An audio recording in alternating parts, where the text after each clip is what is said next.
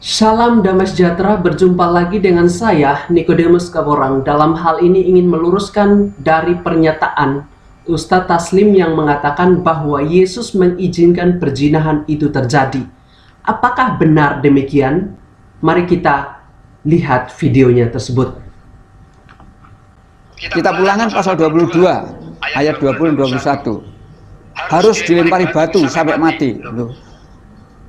Alkitab menyebutkan begitu.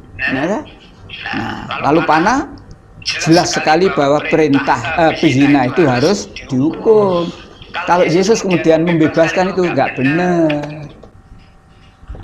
Guys, di sini Ustadz Taslim mengatakan Yesus membebaskan perempuan itu merujuk kepada Yohanes pasal 8 ayat 1 sampai ayat yang ke-11. Nah, di sini dia mengambil di dalam PL bahwa orang yang kedapatan berzina akan dirajam pakai batu dan dihubungkan di dalam Yohanes pasal 8 ini ayat 1 sampai 11. Maka dikatakan bahwa Ustadz Taslim mengatakan Yesus sudah tidak benar karena sudah membebaskan perempuan yang kedapatan berzina. Maka di sini jelas dalam pemahaman konsep Ustadz Taslim itu salah.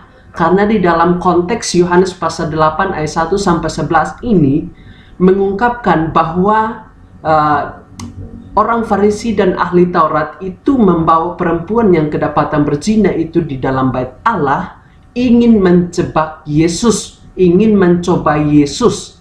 Nah, kenapa hanya perempuan saja yang dibawa di dalam bait Allah sedangkan laki-laki itu tidak dibawa? Jelas sini niat ahli Taurat dan orang Farisi sudah tidak benar. Maka di sini Yesus bertanya balik kepada ahli Taurat dan orang Farisi tersebut. Jika di antara kalian tidak ada yang berbuat dosa atau berbuat dosa, hendaklah orang yang pertama itu akan melempari perempuan tersebut. Maka pada akhirnya tidak ada orang atau ahli Farisi yang melempari perempuan tersebut. Kenapa?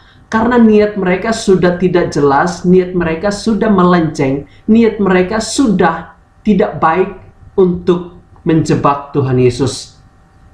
Guys, di sini pembebasan Tuhan Yesus kepada perempuan yang sedang kedapatan berzina tidak ada mengindikasikan bahwa perzinahan ini ditolerir atau perzinahan ini diizinkan oleh Tuhan Yesus. Tidak.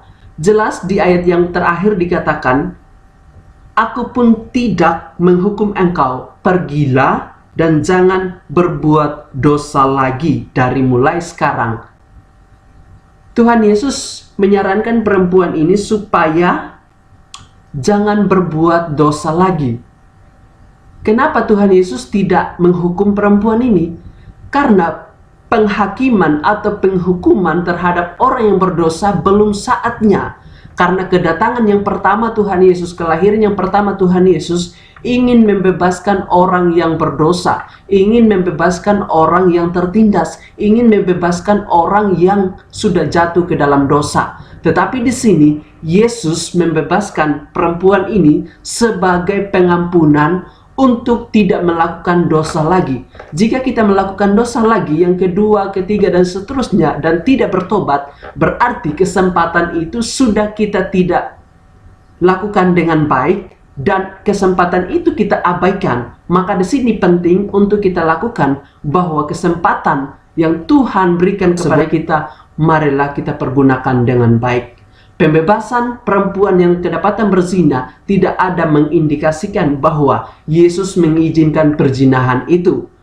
Ustadz Taslim salah memahami konteks tersebut. Di dalam PL, jika orang kedapatan berzina, maka perempuan dan laki-laki itu dibawa di muka umum, dirajam pakai batu. Tetapi di dalam konteks Yohanes pasal 18 ini hanya perempuan saja yang dibawa. Jelas di sini sudah tidak ada keadilannya. Maka Yesus penuh hikmat yang adalah Tuhan menjawabnya dengan hikmat juga.